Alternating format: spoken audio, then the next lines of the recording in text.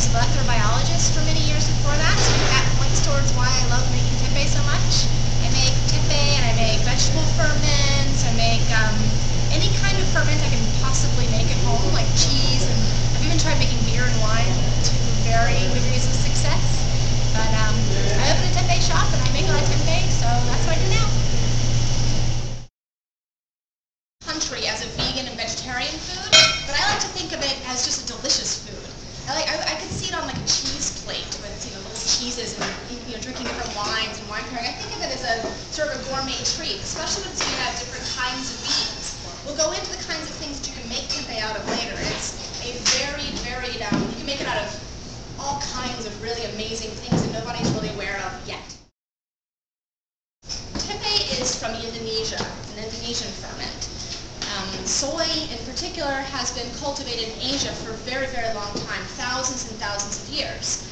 They started with aspergillus molds. That's what you start off to make sake and miso and tamari with. You start with aspergillus mold. And then when they tried to move it to Indonesia, maybe 400 years ago, it's not the date is not precise, we're not quite sure when it moved over there, but the first documented tempeh makers were around 400 years ago in Indonesia.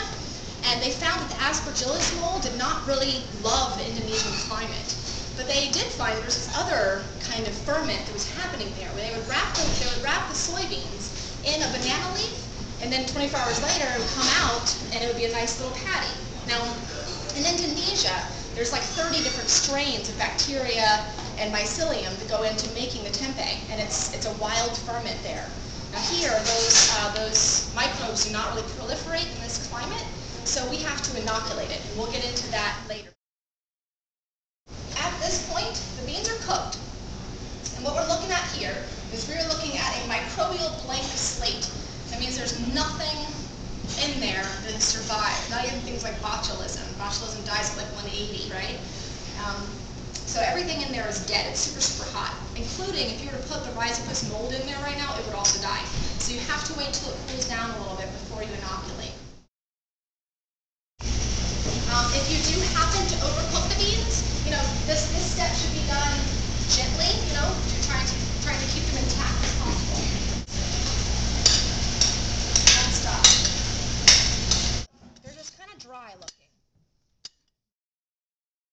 The point here is to get as much of the surface of the beans to touch the spores as possible. So if you inoculate with a little bit, mix and mix and mix and mix and mix and mix like mad. Just keep mixing. Just mix for 5 minutes. That's what I consider mix forever. I use an ice pick. Before I moved on to the ice pick, I used a steak knife. So anything you got sharp, a needle, nail, whatever, anything you have sharp, you just go to town. You're gonna look at it and you're gonna make sure that they're like, I don't know, I try to make them less than an inch apart. I try to make them plentiful and make sure you kind of get the edges, because they like to pretend like they're not getting enough air down there, even though I know they are.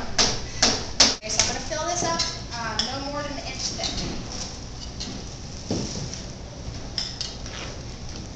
Okay, and these little baggies are perfect because they make about a pound when you really pack them.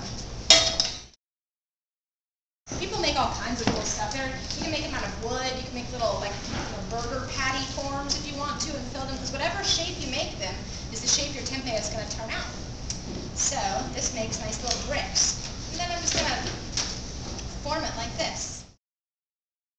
So now we're going to talk about what it needs. Okay, so the tempeh mold, it needs food, the beans. It needs moisture, which is already in there. You dried them just perfectly. It needs airflow, which it should have plenty of. Now you have all these little holes in the bag. And it needs the right temperature. Okay, so the right temperature for tempeh mold is about 88 degrees. It can go down as low as like 75, and it can go up as high as 95, but no higher than 95. If it gets up over 95, you're going to start depleting the mycelium's ability to fight off invaders, and you're going to end up with a contamination. That contamination will most likely be that ammonia-producing bacteria. Again, it's not harmful. It's not going to do anything bad. It doesn't taste good. It doesn't smell good. I just typically toss and start over. That you're staying at the right temperature or around the right temperature. Again, you really need to keep it from getting over 95 degrees. Okay, so that's very important step in this. Or you can hook it up to a little reptile temperature controller. Or aquariums use them, chicken hatchers. What else?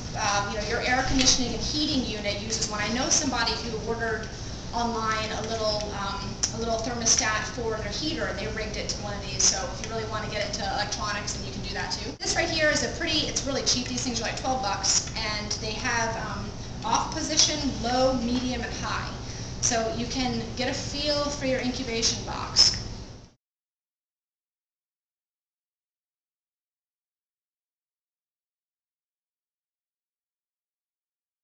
They say no, then take it to them like, Jess.